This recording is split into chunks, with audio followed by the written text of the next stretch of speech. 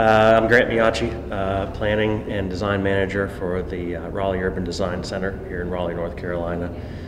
We are a division of the Department of Planning and Development. That's a department of roughly about 250 people.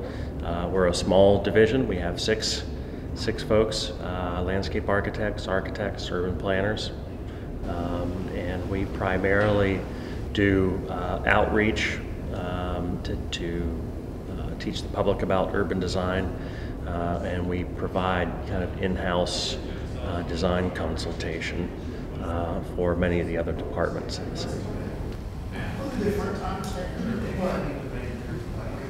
My career prior to coming here was largely in private industry, private development.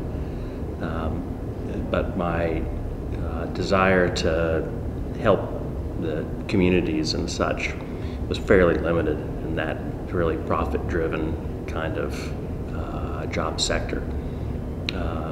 So when this job came open, it was an interesting way to actually be more engaged with the community, kind of being inside the system as a public servant. So to me, there's probably no greater call for designers than serving the public. Sure. With the designs that you're trying to put on the land.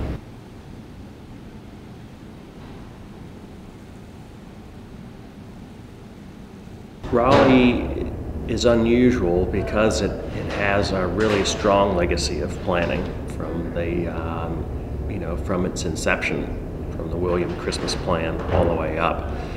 It's had 4 or 5 planning directors, which isn't much for how old of a city it is, right? But it's constantly been, it's a planned city, and not all of them are.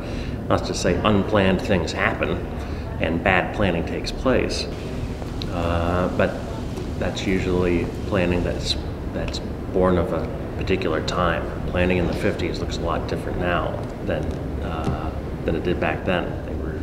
It was a completely different context. So, in my opinion, if you don't think about what the future is going to be, then it's left up to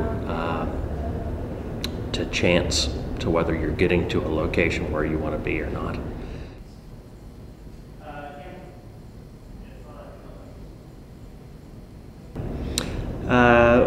The comprehensive plan is really the blueprint for how Raleigh's going to move forward, and it's pretty wide-ranging, and it's won a lot of awards because of that.